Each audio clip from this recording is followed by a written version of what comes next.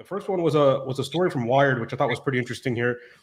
The unnerving rise of video games that spy on you. Players generate a wealth of revealing psychological data, and some companies are soaking it up. And so I think we all kind of know, like, there's been a pretty big rise in general of like gaming overall. I think COVID really escalated gaming.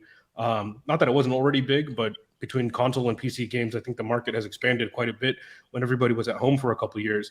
And as you can imagine, any kind of connected game you're playing, as most of these games are, there's an immense amount of data about you. And so going through this article, there was a lot of interesting pieces because basically it seems pretty obvious when you think about it, but at first glance, you wouldn't have noticed it. But just how you interact in that game, how decisive you are in making a decision whenever you get to like a pivot point where you pick between route A and route B, which one do you pick? What's your personality type? Are you an alpha? Are you a beta? Does it take you a long time to decide things? Do you keep doing repetitive tasks, or do you like adventure things and just exploring and running around in the wild? And so, all the different actions you do in these types of video games, they can be used pretty, I would say, arguably pretty easily to create a pretty complex profile on your user. And every single one of these games, you're connected to the internet. You're connected to your user profile. That user profile is connected to your email. And we know that based on that, pretty much between your IP address, email, device, unique ID, and every kind of identifier that they have on you, you can create a pretty good profile on it. Did you guys pick out anything else that was a little bit more scary or interesting from this article, Raju or Brent? I'm not a big gamer myself, but this, doesn't surprise me. There are two factors, right? One is the external factors, and then there's the internal factors. External factors meaning them doing the facial recognition and trying to track your movements and whatnot. That is given, and so they've been doing it for a while. So that doesn't surprise me. So the facial recognition part doesn't surprise me. But with Oculus and whatnot, I won't be surprised if it gets into retina scanning and whatnot, another level of biometric thing that we kind of discussed about. With the internal things, the things that you're talking about, like how a user behaves based on various patterns in the game, psychologically they can put you in a certain direction. They can, or in a certain bucket, or cognitively, how are you behaving? That makes sense.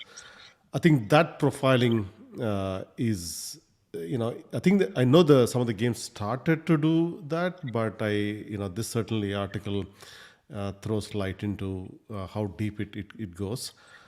I think we might be scratching the surface here. We may just be scratching the surface, and it might go really deep. And thanks to Metaverse, it's only going to get worse. Yeah, this is almost like a preview of things to come. And you think about, they were able to collect a pretty significant amount of data, even before we're getting to this point.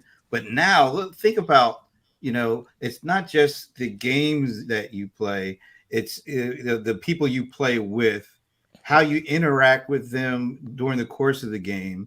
Like, how do people respond under pressure when it's a tough part?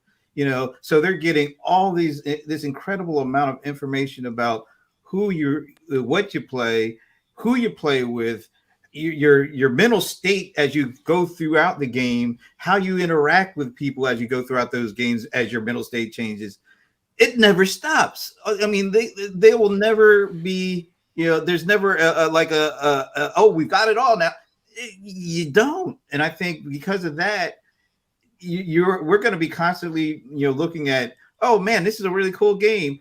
And then the flip side is, yeah, I wonder how much stuff they're getting on me right now, and it's just a bottomless pit of data that they mine, and they will be able to do all sorts of things.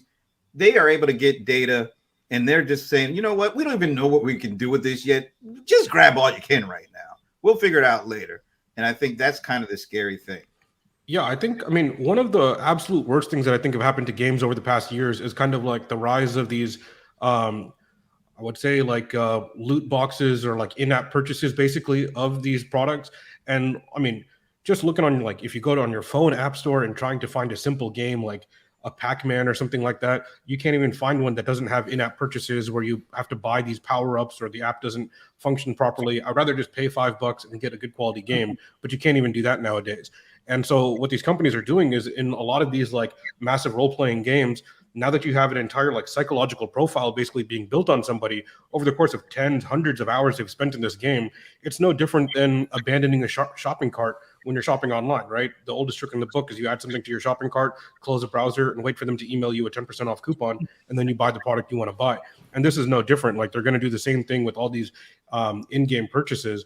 And ultimately, I mean, I think we kind of know games generally tend to not pry, but target, younger people in general, kids, and those who are usually spending a lot of money. So, I think it's pretty scary, and I honestly think this is maybe some of the most valuable information you could really get out of somebody, because psychological information is like personal information, your age, your birthday, stuff like that. That's kind of, I guess, whatever. In a lot of places you can capture that information, but to understand someone's like decision-making habits and ability to execute something, their precision and thought process, and how many times they're willing to retry a failed mission. All these types of things are extremely important and have, could potentially be long tail. Like you said, Brent, may not know what to do exactly with it today, but as long as we have it, we'll figure out something in the next 2, 3, 4 years, maybe even faster. So not a good look in general, in my opinion. Not surprising, but go ahead. The expansion I see is critical here. As you rightly pointed out, Tejas, where the in-app game purchases are critical for their business model, but metaverse is basically gamifying the life.